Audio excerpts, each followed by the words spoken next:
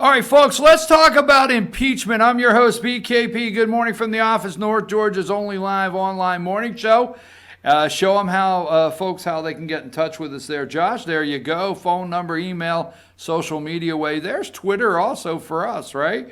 So anyway, now let's get serious on the show. Let's talk about impeachment. Now, while the media is helping the Democrats with, let's just say three, okay, for argument's sake. So you got three Democrats that are coming out to the media, slow walking impeachment, saying we got to have more to go on. Now, we showed you the polling numbers yesterday. They know they got to push down the polls, okay, to get bipartisan support to do this. So you got three Democrats saying, Nancy Pelosi, we got to take our time. It's not in the best interest of the company. Then you got the Democrats over here, impeach now. And the two, once you push them together, say, okay, let's start. Basically, impeachment hearings, which it won't be official, but let's start them by getting these people in, okay?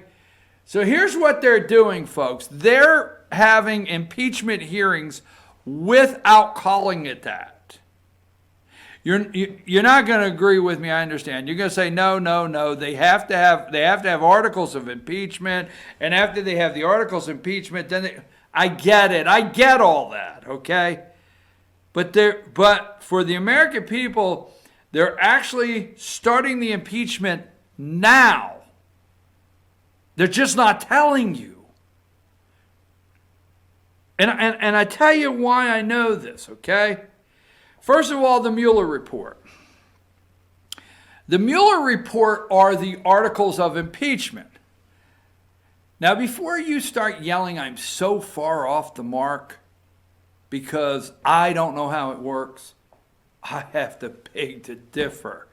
Yes, constitutionally, there needs to be articles of impeachment. Constitutionally, there need to be charges, actual charges brought up. And then they open a hearing, right? But if they do that as it's supposed to be, then you will know they're impeaching the president. While at the same time, if they do it this way, they could go through the actions of impeachment. This is what it is. If you don't think asking for the tax returns, if you don't think asking for his business financials, if you don't think subpoena Deutsche Bank, if you don't think getting Don McGahn, if you don't think lining this up is not impeachment hearings, you're wrong. It just won't have articles of impeachment. So they will continue to tell the American people all they're looking at are reasons or investigating to see if there are reasons to impeach. So you can have Nancy out there saying, like, Nancy may not be Speaker of the House. BS. You remember? So Nancy says, no, we have to keep digging. We can't go to impeachment now. BS. That's what you're doing. These are impeachment hearings. Stay with me on this. Now, Robert Mueller laid out the articles of impeachment, meaning giving them the reasons for Congress to hold hearings. Okay? Simple as that. Mueller report. We needed the Mueller report. We get the Mueller report. Then my words, those are the articles of impeachment. Now the Mueller report with Jerry Nadler, the toad frog, the bullfrog. Nadler, the chair of the House Judiciary Committee, says, the report, constitutionally, they're running around. We took an oath. Don't you wish the oath that they take and they swear by, they would just apply in just a couple more places? But they're out there now. We understand impeachment could divide the country. We understand that maybe we should look at these things a little different. But we took an oath. I mean, how are the American people going to look at us as if we don't follow through, at least investigate these things? So the reasons to start the impeachment hearings, which that's what they're going to do, have been given to them by Bob Mueller. Now, who is Bob Mueller? Special counsel, right? How about Archibald Cox? Was that his name, Archibald Cox? Now, let me tell you something. Adam Schiff said last week on ABC, I think it is, look it up. Pencil Neck Geek said on ABC, this is far worse than Watergate. Look up his quote. I don't remember it, but Adam Schiff said, this is 10 times worse than Watergate. Watergate. Bob Woodward's on there all the time from the Washington Post. Watergate. You tell me this right now. As far as the deep state media is concerned, have you heard references to impeachment more with Watergate or with Bill Clinton? Which one? Now you tell me the last time. I know you're going to say, well, I heard him say something about Bill Clinton being impeached the other day. I get it. But when it comes down to the high crimes, misdemeanor, Watergate hearings, okay, have you ever heard anybody in the media tell you that Watergate was a mistake? That Congress looks back now and realizes they made a mistake? Oh, hell no. With Nixon. Hell no. But how many times have you heard the media say that Republicans now say impeaching Clinton was a mistake? Right? But not Watergate. Watergate, right? Now, as you well know, there is no comparison whatsoever to Donald Trump and Richard Nixon. Absolutely not. There's no comparison whatsoever to the Watergate hotel break-in and the made-up coup dossier to try to get Trump. No comparison. But they are trying to run it parallel. Why? Let me tell you something. We're going to use 55 for a minute, double nickels, okay? Let's stay on this. I want you to follow me with this because when we get done, think this out. So, let's go 55, double nickel. You're 55 or older, right? You're in the strongest voting bloc in the United States of America. Strongest, overwhelming voting bloc, 55 plus. 55 to 100, biggest voting bloc. You vote. You vote in the primary. You vote for dog catcher. You vote at the company picnic. You vote. You're the one that raises your hand at an event and say, can we take a vote? Because you want to vote. 55 and older. Now the kids, they beg the kids, they rock the vote. They do everything. They do rock concerts.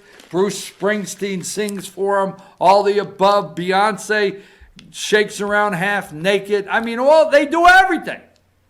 But they can't get the kids to vote like you, 55 and older. Stay with me.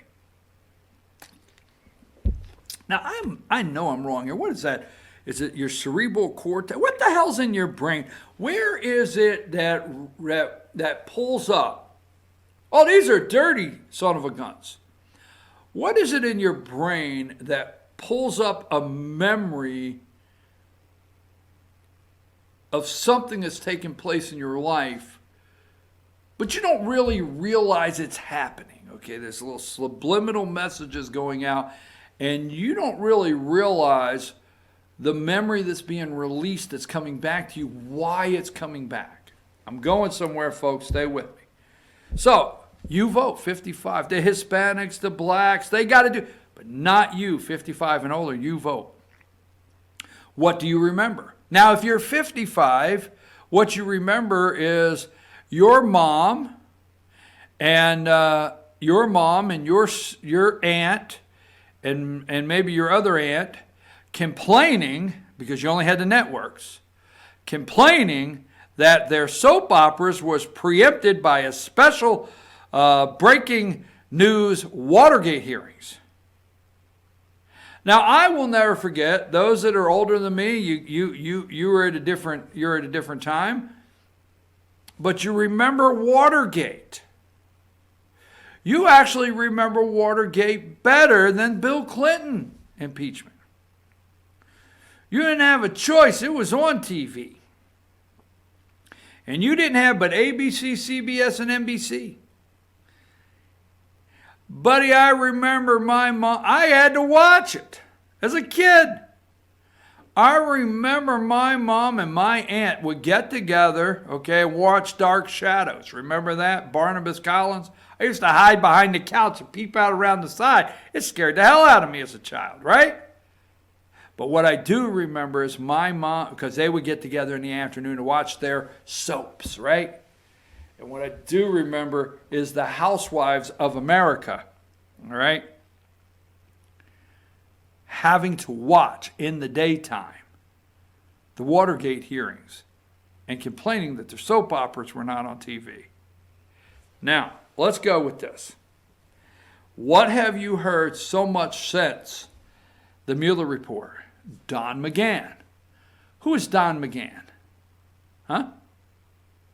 Don McGahn, White House Chief Counsel, right? Who is this guy here, number 5? This guy right here? That would be John Dean. Who was John Dean? White House Chief Counsel, right?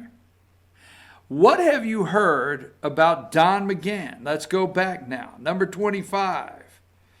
Told you yesterday, number 25. White House counsel Don McGahn has cooperated extensively in the Mueller inquiry. Last fall, Mr. Mueller asked, okay, now this is the impeachment inquiry. This is the impeachment. This is Mueller's report is for impeachment. Last fall, Mr. Mueller's office asked to interview Mr. McGahn. To the surprise of the White House counsel office, Mr. Trump and his lawyers signaled that they had no objection without knowing the extent of what Mr. McGahn was going to tell investigators. All right? So we have, this morning we have number 28, Trump showdown with White House Democrats ignite into all-out war. All-out war. Nixon had all-out war, okay? I'm telling you, Watergate, they're trying to go down this road, and it's just something where, let's go to number 37. Jerry Nadler, okay? Executive privilege. White House telling Don McGahn not to testify. And there we go, CNN number 39. 39. White House stonewalls House investigations. Trump tells Washington Post aides already testified for Mueller probe. They're stonewalling. McGahn can't go. Here's another one, number 40. Let's just put this one up right here, and stay with that for a minute. So, the media has done two things, right? They have said for a week, they've enjoyed repeating Trump saying when the special counsel, Robert Mueller, was appointed, Trump slumped back in his chair and said, damn, we're effed. My presidency is over. Now ask yourself this. How long has it been since Robert Mueller was appointed to put together the impeachment documents? right? Close to 2 years. On the day, think this, you're a logical person, on the day Trump found out that Robert Mueller was appointed special counsel is when he supposedly said, this is bad. This is bad. We're effed. My presidency is over. Why did he stick around for the last 2 years if he said that? The other thing is Don McGahn. Now, Don McGahn resigned at the end of 2 years. He told the president he was going to get Kavanaugh, Brett Kavanaugh. Let's stay focused, okay? Let's not get overshadowed by the media. And I'm going somewhere, and I think you'll enjoy this when it's done, and you'll see where I'm going. So Don McGahn says, hey, I'm going to stay chief White House counsel, all right? I'm going to stay chief White House counsel for until I could get Brett Kavanaugh on the Supreme Court. That's his job. Now, let's always remember what the media won't tell us, okay? That Don McGahn is the one that made the recommendation to President Trump to appoint Brett Kavanaugh. Now, we don't talk about that. All we got out of the Mueller impeachment documents is Don McGahn saying what? Don McGahn saying, hey, Trump tried to make me do some crazy ass asterisk, asterisk, asterisk, asterisk. S-H-I-T, like you can't spell it, right? And I said, no, Mr. President.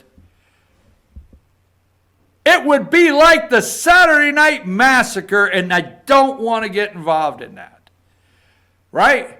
Now, the media loved that because that's what they want, right?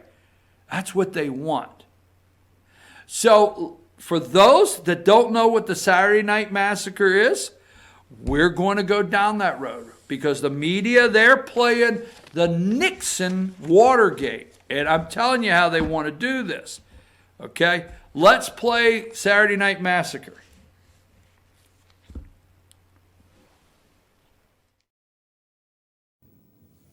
The events that followed became known as the Saturday Night Massacre. Good evening. The country tonight is in the midst of what may be the most serious constitutional crisis in its history. The president has fired the special Watergate prosecutor, Archibald Cox. Because of the president's action, the attorney general has resigned. Elliot Richardson has quit, saying he cannot carry out Mr. Nixon's instructions. Richardson's deputy, William Ruckelshaus, has been fired. Ruckelshaus refused, in a moment of constitutional drama, to obey a presidential order to fire the special Watergate prosecutor.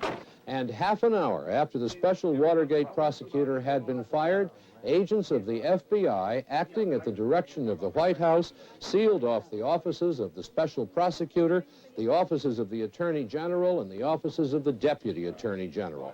6 FBI agents present, impeding our operations right now. All of this adds up to a totally unprecedented situation, a grave and profound crisis in which the president has set himself against his own Attorney General and the Department of Justice. Nothing like this has ever happened before. All right. Saturday Night Massacre. Couple things I want you to take place. President signed an executive order firing Archibald Cox. Now, Archibald Cox was a special prosecutor, not special counsel. Okay? Mueller special counsel. But signed an executive order. Now, it set off the Saturday Night Massacre, and what in that reporting you don't pick up on. Now, I'm not saying Nixon's right. Let's not go down that road. Let's be clear, okay? But what happened was Nixon signed an executive order firing Archibald Cox. He had the right to. You see, the Attorney General and the Assistant Attorney General did not quit that night and resign because it was against the law. They didn't agree with it, okay? But Nixon had the right to do that night, and I'm not taking up for Nixon. So on October 20th, 1973, he signed an executive order. Trump could have. So what did they push? let's stay focused. Archibald Cox, Nixon did sign an executive order firing Archibald Cox on October 20th, 1973. And he had the Attorney General and the Assistant Attorney General that quit. One more thing I want you to pick up is immediately 6 FBI agents under the direction of the White House. Now keep in mind, whether you agree with it or not, the FBI falls under the direction of the executive powers of this country. So they went. Now, do you think those 6 FBI agents would not have said, no, you don't have the authority? Right? But they did have the authority. So they went and sealed off the Attorney General and the Assistant Attorney General's office to keep people out of there. Now, this is right or wrong, no matter what. So let's get back to number 40, Don McGahn. He said it would be like a Saturday night massacre. All right? What is the media saying? That Trump did everything asking Rod Rosenstein, the Assistant Attorney General. He asked Jeff Sessions to unrecuse himself. And he asked Don McGahn, supposedly, in this, to go to Rosenstein and say, hey, tell Mueller he's got conflicts of interest. So the media is hyped up. See, they're upset he didn't go through with an executive order to release Robert Mueller. Because, see, McGahn felt that that would send off a chain reaction, and just the perception, okay, perception is not reality, but perception is real. Just the perception in the country would be so explosive, he didn't want his name tagged to it. And I'm just saying that. McGahn, I don't want my name tagged to it. I don't want to be known as the second Saturday Night Massacre. I don't want it, okay? But Donald Trump would have had every right as President of the United States in the executive power to sign an executive order and get rid of Robert Mueller. He didn't. But if you listen to the media, and they were begging for that. They were hoping for so many, because they need this to fall in line with Watergate. Okay? So they were begging for Donald Trump all along. They did everything. They dropped Washington Post articles, New York Times articles, The Atlantic, The New Yorker, you name it.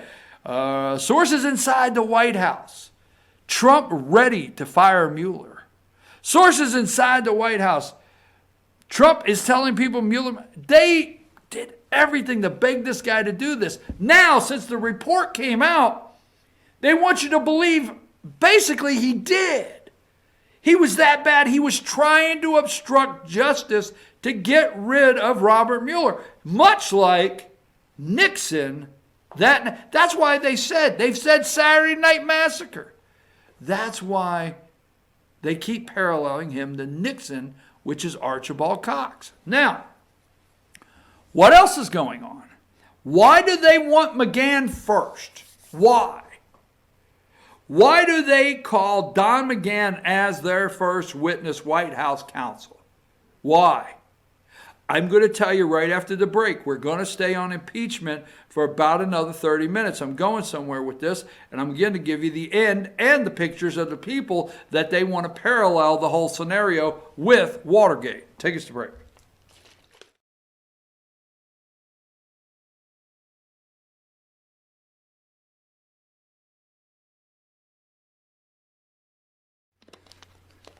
All right, folks, we're talking about impeachment, and I want to show you the parallels to Watergate. Okay, get the information up there where people can get in touch with us.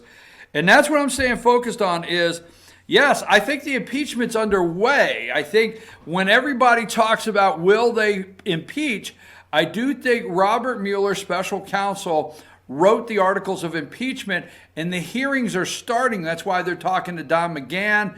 Obstruction of justice.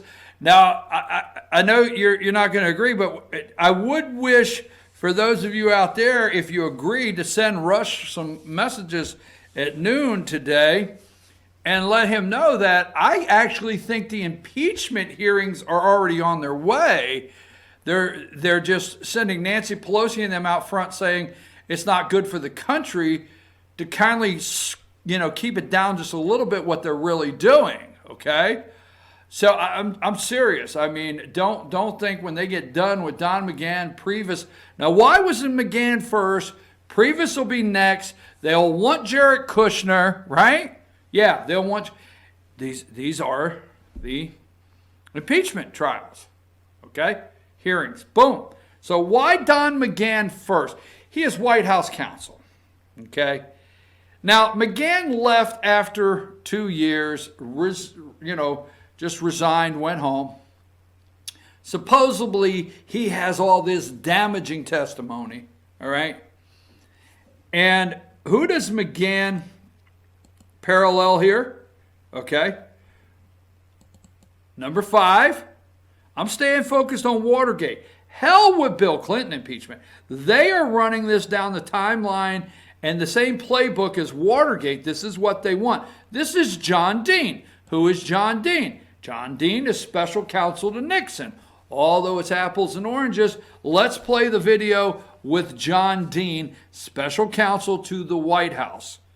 Okay, now the difference is Don McGahn's already resigned, but the ideal is obstruction. They want to find Trump guilty of obstruction. And Don McGahn said he asked him to fire Mueller, find ways to fire Mueller, and McGahn said no, he asked me to do crazy ass. So let's go to the video of the one at 5:42 or whatever, John Dean Watergate trial for just a minute. Plain. The fact that I was involved in obstruction of justice, the fact that I assisted another in perjured testimony, the fact that I made personal use of funds that were in my custody. It's far easier to talk about these things myself than to talk about what others did. The President told me I had done a good job, and he appreciated how difficult a task it had been, and the President was pleased that the case had stopped with Liddy. I responded that I could not take credit because others had done much more difficult things than I had done. As the President discussed the present status of the situation, I told him that all I had been able to do was to contain the case and assist in keeping it out of the White House.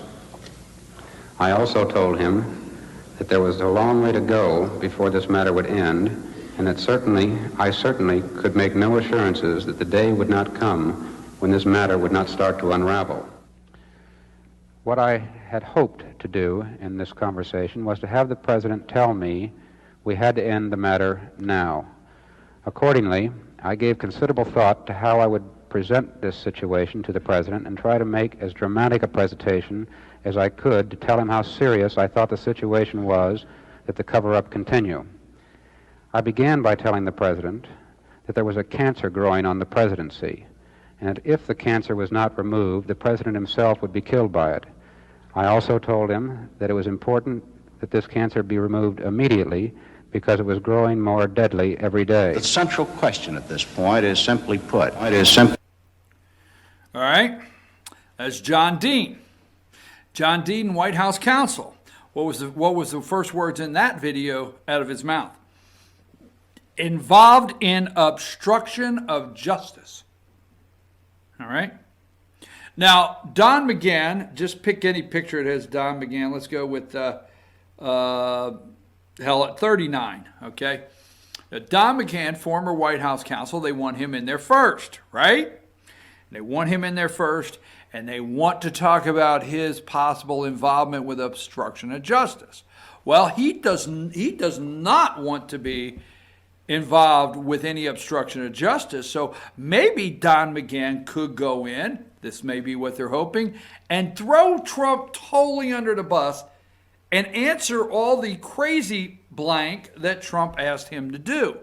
White House counsel. They're hoping. What was the first thing? Okay, John Dean turned on Nixon, right? Now, whole different scenario. Nixon, there was something that happened with Nixon, whether you like it or not, robbing a laundromat, equivalent, whatever, stealing quarters, whatever you want to look at it. But something happened there. but nothing happened in Trump. But the obstruction of justice, they want that so damn bad, and they're showing 10 different counts of it right now. And they're having the hearings. They want Don McGahn first. What did Dean say? Involvement in obstruction. He turned on Nixon. Can cover up continue? This cover up can't continue. Exactly. John Dean. Now, next. Who do they want? And I don't have his picture, okay? Who will they want next, right? They will want, will they call? Let me get the picture.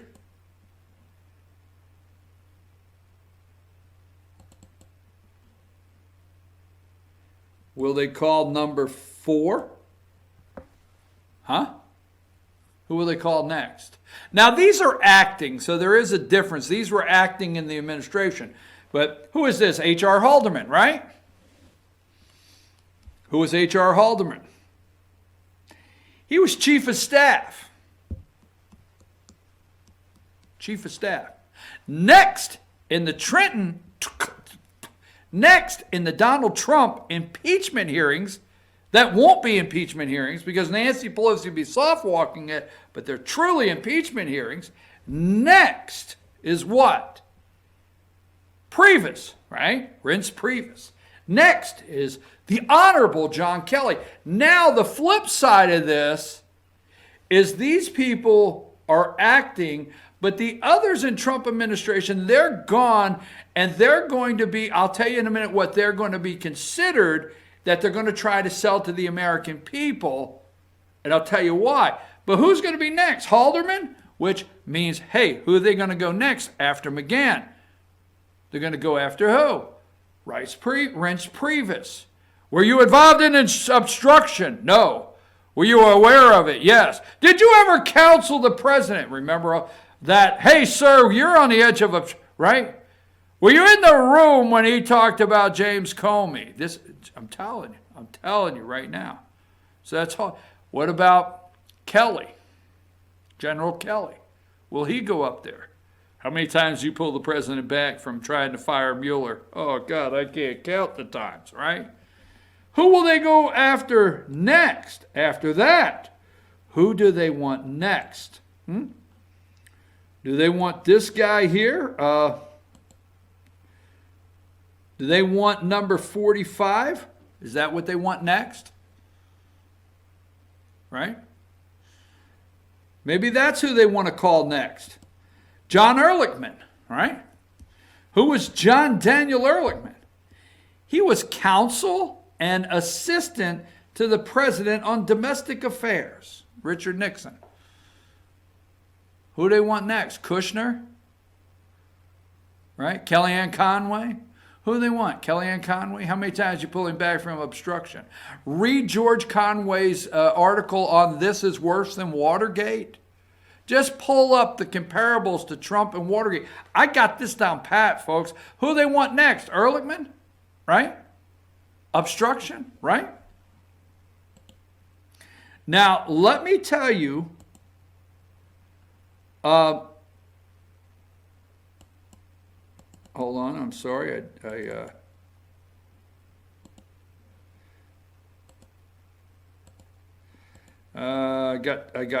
I got too jumpy, Josh, and I actually closed something I didn't want to close.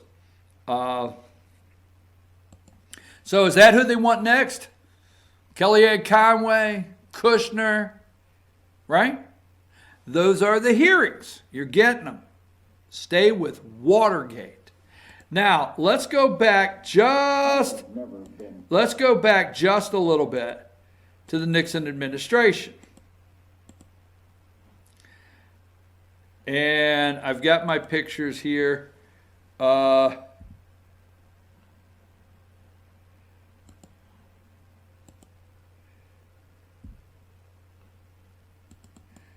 right. Too much dead silence. I'm so sorry.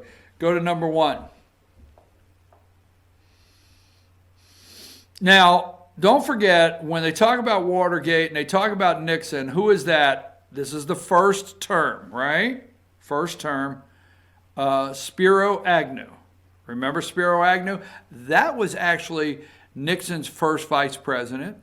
They ran him off. They did not convict him. They did not try to convict him. I think the deal was the 44-page indictment or whatever, that was actually made public if he would leave, and he left. And I remember when Spiro Agnew left. So don't forget, all right? Then who came after Spiro Agnew? Number 3, right? So Nixon's got Gerald Ford, which I actually like Gerald Ford, okay? I like Gerald Ford. Now, this is where I'm going to hit home with some viewers if you've stayed with me. I like Gerald Ford, but what happened? Okay? What happened in the Watergate hearings? The popularity of the country, the concern of the country, okay, on our democracy and where we stood, the American people were very concerned. They were going through something. I mean, they were watching what Nixon was going through. They were watching Watergate every day. What happened?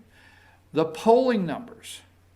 Nixon's polling numbers went down so far that they knew at a point, the Republicans knew at that time, at a point, Nixon was, he was an anvil tied around their necks, thrown at the bottom of the ocean, and they were going down.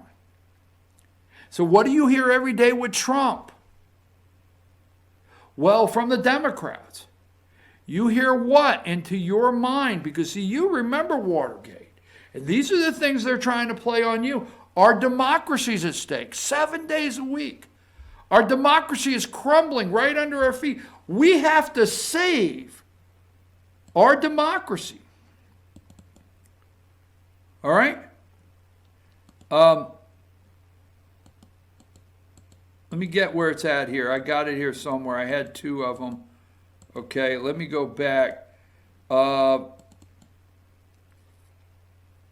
Give me number 36. I'm telling you, I'm so on to this. This may be boring the hell out of you, but give me number 36. Pelosi, an existential threat to what? Our democracy, to democracy. So Pelosi's out front, the media's out front carrying the democracy is crumbling. This is the same thing that happened in 1974. The American people were told our democracy is a threat. You just watched the Saturday Night Massacre newscast. This has never happened in our country before. This is terrible, right? So they're trying to get subliminal message to the American people. Our democracy is a threat. We're in such a mess, right? They have bragged this week that since the Mueller report, since the Mueller, right, impeachment documents surfaced, Trump's down 6 points. See, they know, like Nixon, if they could push Trump down to 31-32, the Republicans will jump ship. Because what do they keep saying today? The impeachment needs to be a bipartisan discussion. It needs to be bipartisan. In order to do that, we need to convince the American people democracy is at stake, that the country is crumbling. Trump has obstructed justice so bad we can't go on. He has violated the separation of powers because he will not let these people testify. And hey, man, we got to come together as a nation. Because now the media is going to preach unity, and we've got to figure out how to get Democrats and Republicans together. So this was, remember, at this time right here, number 3, Nixon's got who? Gerald Ford. So Mike Pence, pay attention, Mike Pence, right? Gerald Ford was an outstanding guy to me. Now, I was too young to vote for Gerald Ford at that time against Jimmy Carter, but I was able to vote for Reagan against Jimmy Carter. So Ford, a great guy, ends up picking up the pieces of everything that's taken place for 2 years. Now, Watergate, And I really wish, I hate to say it this way, I really wish you would go study this. Watergate in itself, I had here a minute ago, lasted what? From 72 to 74. We've had 2 solid years, right? Of this. 72 to 74. Ford's got to pick up the pieces, because what have I always told you? Okay? What have I always said? Is they want every single day, they get up and pray for this moment. Number 44. The media gets up and prays for this moment right here. They pray for that moment. Now let's go back to that video we just started, okay? That we did 502. We're not going to have enough, but let's do that one from the start, because I want to show you how Watergate took off. All right. Yeah, I want that to start at the beginning. This one here.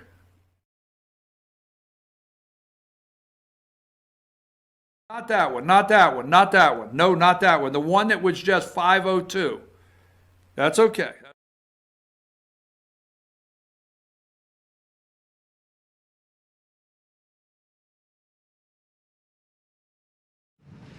We are beginning these hearings today in an atmosphere of utmost gravity.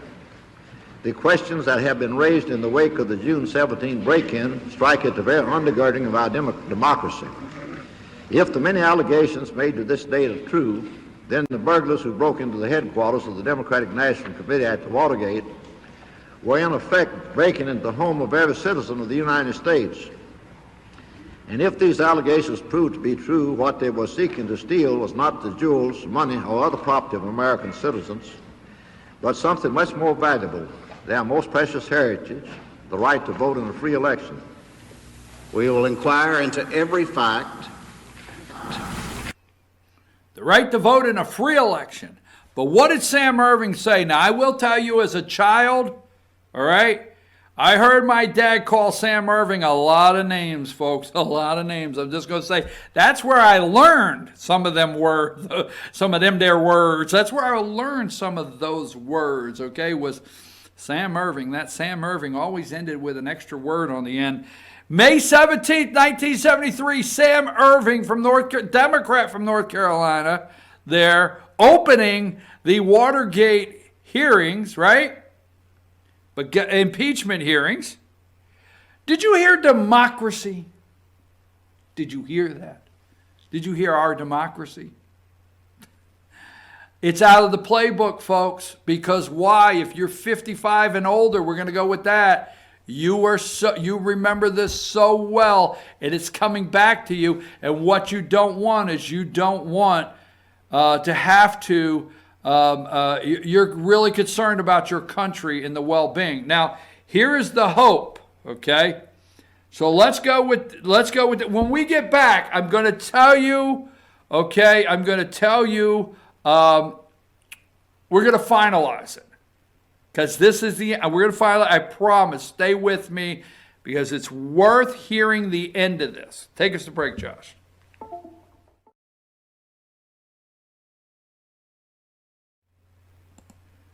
All right, folks, while other people are talking about Hillary and indictments, they're sensationalizing things, and you're looking for the steak, but I'm going with the what is it called? The gristle this morning. I'm going with the Brussels sprouts, the stuff you don't want to eat, but you got to pay attention to.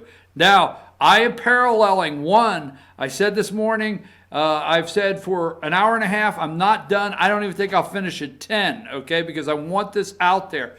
The impeachment hearings have started. No more wondering if they will attempt to impeach Donald Trump.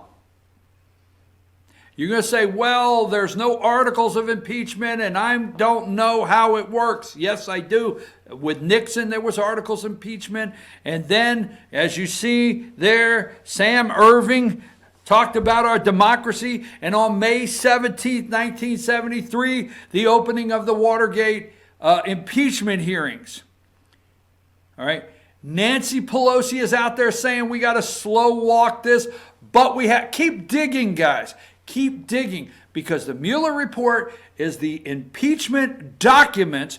Those are the impeachment documents to start the hearings.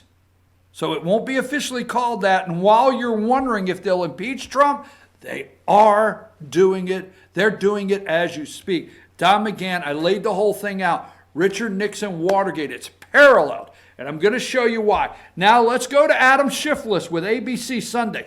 We're going to take a couple minutes. You got to listen to this, right? Listen to what Adam Schiff list says on ABC this past Sunday. Kellyanne Conway and the President of the United States called this fake news, disputed that these facts were even facts. But we now know from Bob Mueller they were facts. You went farther than saying ample evidence. You once described Josh, kill that. There's another video on there somewhere in that has to be paused or something. I'm hearing two videos. Did you hear it too? Okay, try to start that over and see if you can again and see what happens.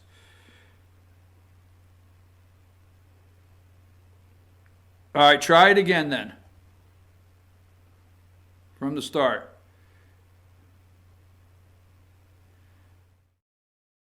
Kellyanne Conway and the President of the United States called this fake news, disputed that these facts...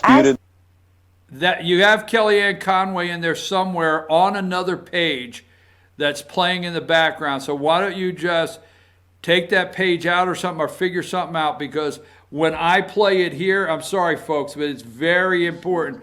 When I play it here, it actually only plays by itself. So see if you can figure that out and come back to it, okay? Because I'm making a parallel to Nixon this morning. Now, let me ask you a question, and I'll do this really quick. Josh, tell me when you want to try that again. Who's getting in the race? Why the 27? Who's getting into the race now, number 27, tomorrow? Who is getting into the race tomorrow? Joe Biden. Now, a lot of questions around why Joe Biden is getting into the race now. I'm going to step out and say it's because it's after what? It's after the Mueller report came out, right? Other candidates in the race. Biden knew when the Mueller report was coming out. He is the former vice president for 8 years. So he knew when it was going to come out. It's out, and all of the obstruction charges and saving our democracy. See, he's the Democrat. He's hoping he's this guy. I'll show you. Tell me when you're ready to try again, Josh. Huh? Let's try it again. Kellyanne Conway and the President of the United States called this fake news, disputed that these facts were even facts. But we now know from Bob Mueller they were facts. You went farther than saying ample evidence. You once described to me on this program that the Trump administration's actions related to the Russia probe are, quote, of a size and scope probably beyond Watergate. What do you say now? Well, I think it's clear from the Mueller report that that's exactly right. The obstruction of justice in particular in this case is far worse than anything that Richard Nixon did. The break-in by the Russians of the democratic institutions, a foreign adversary, far more significant than the plumbers breaking into the Democratic headquarters. So yes, I would say in every way this is more significant than Watergate. And the fact that a candidate for president and now a president of the United States would not only not stand up and resist Russian interference in our election, but would welcome it, goes well beyond anything Nixon did. The fact that the President of the United States would take Putin's side over his own intelligence agencies go well beyond anything Richard Nixon did. So, yes, I think it is far more serious than Watergate.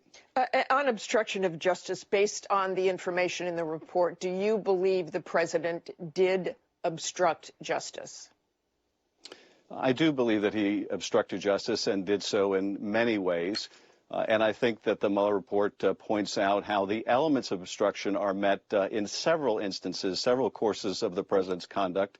I'm not going to play the whole thing. What did Adam Schiff say? But he was brought in by the deep state media. Martha Raddatz, right? ABC, you've made mention of Watergate.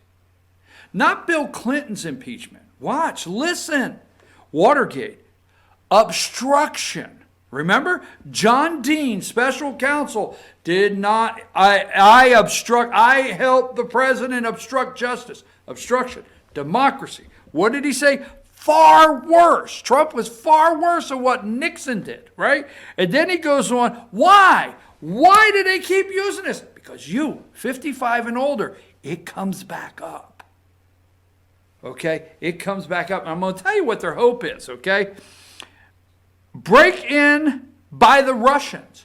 You see, Watergate was, and I'm going to say this is my joke of the day. They robbed the coin laundry and stole the machine out of the washing machine, money out of the washing machines. No, they broke in DNC headquarters, Watergate Hotel. It's a long whole thing, right? But the break-in by the Russians are being treated as a break-in far worse than Watergate. You better follow this. Well beyond what Nixon did. Here's the end all, okay? So all this is set up. I set you up this morning because let's remember this. Number 3. What is number 3? Okay? Number 3 is just this, right? Number 3, find me a picture of Donald Trump and Mike Pence. You got to find me one picture. So there's Nixon and Ford, right? Now what happens? Watergate happens, the hearings happen, and I think it's the night of, right? The next day, they're going to vote to impeach Nixon and send those articles of impeachment to the Senate for the hearing, the Senate hearing. Don't have time to explain that, right? They're going to because now Nixon knows that the poll numbers have already been crashed so low that Republicans are going to actually remove him. He knows if he stays, the Senate's going to remove him because that's this. The House brings the impeachment articles, votes on it, sends it to the Senate, right? The Senate removes. We'll get a little deeper on that, right? So Nixon knew that the polling numbers had crashed so hard that Republicans would join Democrats and the Senate would remove. He lost the Republicans. Now, there's a little difference here. And if he resigns, it would leave who? Gerald Ford. Now give me Trump, okay, and Mike Pence. There you go, right there. So there's the VP. Now, first of all, Nixon knew he would lose Republicans. Donald Trump has never had Republicans. The best comment I heard yesterday on a call-in show is where a guy out in Colorado said to the host, if it was a private vote today, okay, they would impeach Donald Trump, the Senate. He doesn't have the Senate. Don't think for a minute he does, because there's Mitt Romney and Susan Collins, and the list goes on of the ones that feel they want to save the democracy. So Nixon knew he lost the Republicans because they pushed, John Dean and Ehrlichman and whatever their names are, they pushed his polling numbers down. John Dean and them, he's done. He knows the next day.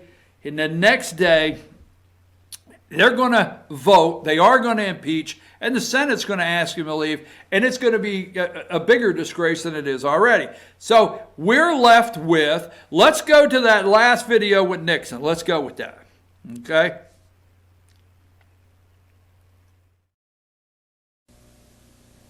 I have never been a quitter. To leave office before my term is completed is abhorrent to every instinct in my body. But as president, I must put the interests of America first. America needs a full-time president and a full-time Congress, particularly at this time with problems we face at home and abroad, to continue to fight through the months ahead for my personal vindication would almost totally absorb the time and attention of both the President and the Congress. in a period when our entire focus should be on the great issues of peace abroad and prosperity without inflation at home. Therefore, I shall resign the presidency effective at noon tomorrow. Vice President Ford will be sworn in as president at that hour in this office. See, what they want to do is they're going to have the hearings. And they've been dreaming of this. They've pushed this. Now, they would have hoped that Trump would have just quit, because in the Mueller report, this is the night Nixon resigned, and he tells the American people, effective tomorrow at noon, we're going to get Gerald Ford as president of the United States. Well, Ford gets 1.5 years. So don't think it's too late. You see, Ford only gets 1.5 years. We have started presidential campaigns much earlier. I mean, there was no Democrat primary going on yet when Nixon resigned. Ford only had 1.5 years. So you look at the same amount of time that's left in Trump's first term, we're not far off, okay? But anyhow, that being said, all right, Nixon resigns, leaves us with Gerald Ford, right? Now, they've always wanted, and that's the hope that they've had with the Mueller report. And when Trump said his presidency was over, they would have loved number 44. So their dream is, they would love for Trump to have quit any day, because between you and I have said every single day how the man gets up and says, screw you people, I'm going back to New York. This ain't green. I'm out of Green Acres. I moved out to farm, fresh air, but I'm going back to, my penthouse view. That's what they want. They want that speech at night. They don't want Mike Pence to be president of the United States. They want that speech that night.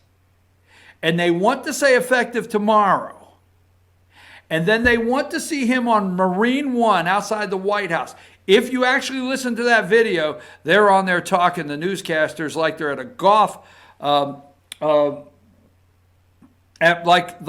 they're waiting for a golf. The president is now moving across the lawn towards Marine One. This will be the last time the president walks across this grass. This will be the last time. He will now board Marine One as he departs and says goodbye to America. All right, get over it, right? So Nixon, that's what they want. They want you to see Trump give the speech and do that. Remember what Schiff said. Russian break-in, Watergate break-in. Far worse than Nixon. Obstruction, Sam Irving, democracy. Keep this in mind. They are playing on everything in your brain, 55 and older, to bring these feelings up. Now, I'm going somewhere with this, okay? So that's what they want. So Nixon leaves, right? And we have, let's go to number 3. We end up with Gerald Ford. Now, Gerald Ford was not a bad vice president, was not a bad president, and somebody that really did an awesome job. And they want you to go to, they want to trade Nixon, go into Ford, and go back to Trump and Pence. And they want, when that's done, they want Mike Pence. Now remember, if they could play this out and get Trump out, just like Nixon, this country will be in shambles, folks. The economy is going to go downhill, all right? The American people will be concerned. They will generally be concerned. If Trump leaves, this country will be emotionally feeling exactly the same, if not worse, on that day Nixon resigned and all through Watergate. That's what they're trying to create out in America. That'll be worse than that. We will feel that, man, our country, we will feel really our country is, we will need something. And that's what Pence. So if Pence did become vice president, they don't want him. He would then have to run for president, right? He would run for president. Well, the first thing he's going to do is pardon Donald Trump, right? Gerald Ford pardoned Nixon. He's going to pardon Donald Trump. Many say today Ford's not president because he pardoned Nixon. So anything that they do to Trump, he's going to pardon him. Then he has to try to unify the country, and the media is not going to be of any help. And he's going to have to try to calm things down and let the world's allies know, our allies around the world, that, hey, we're still okay here. Everything has to be calmed down. And what ended up happening with Ford when he tried that? Number 43, we ended up with what? We ended up with Jimmy Carter and Walter Mondale. Because let me tell you something, and this is going to close. There's a friend of mine that voted for Carter, did not vote for Gerald Ford. A friend of mine, very, very conservative. Very conservative. I mean, I can't go over the top how conservative this person is. But at that time, you see, I wasn't old enough to vote for Carter against Gerald Ford. But the people that were old enough, the Republicans, the conservatives, they were torn apart in this country. And many went and pulled the lever for Jimmy Carter. Right? Now you're going to ask me, I'm going to tell you why in a minute that this one guy is running. They went and pulled the lever for Jimmy Carter. And we ended up with Jimmy Carter and Walter Mondale. All right? And I'm going to say this, I don't want to upset my dad or anything like that.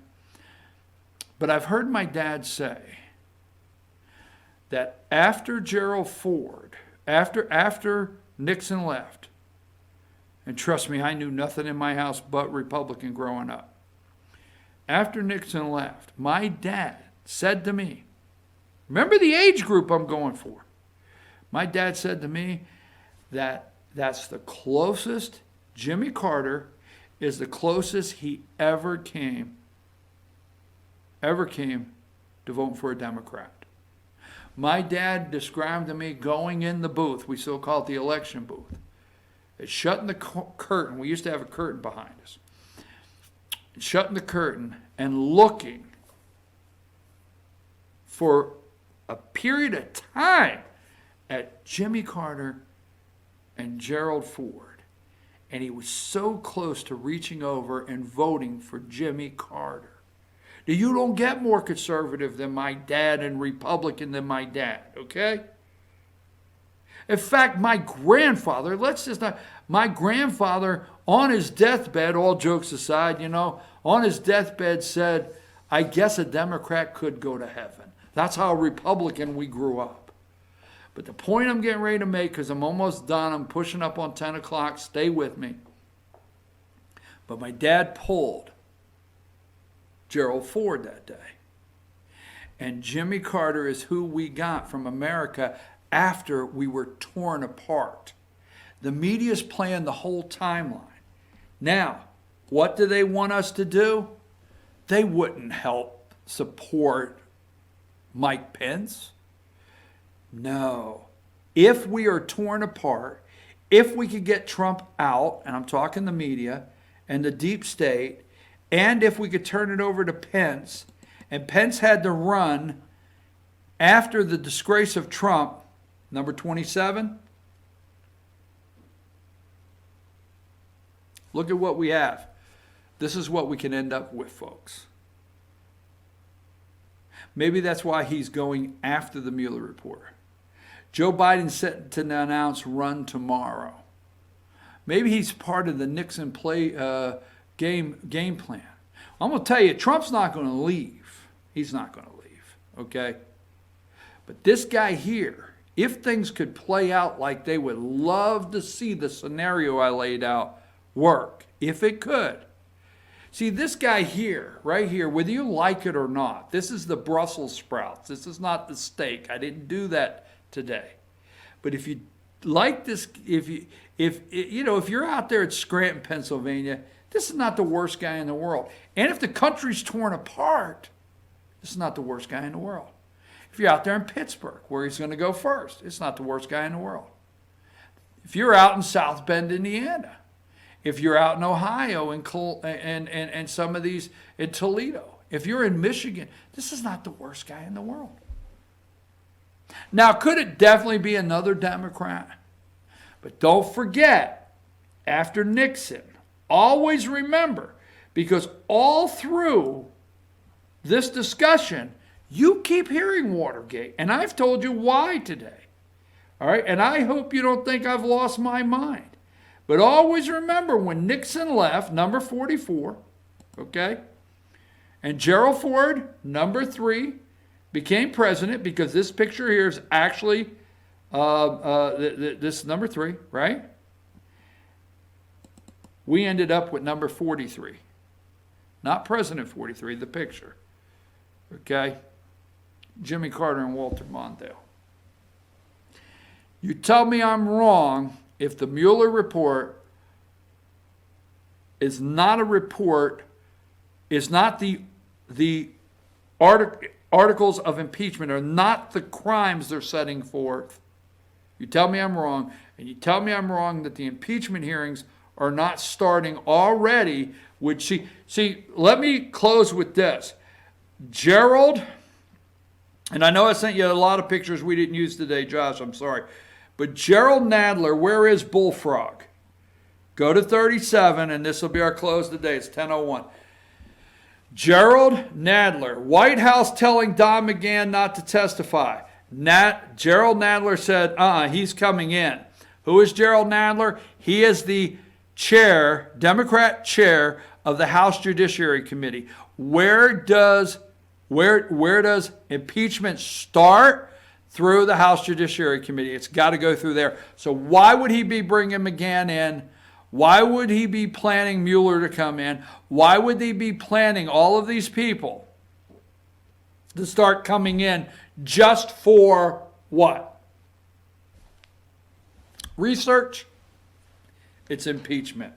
I'm your host, BKP. I am out, and I hope I didn't lose you today, and I hope you stayed with me, and I hope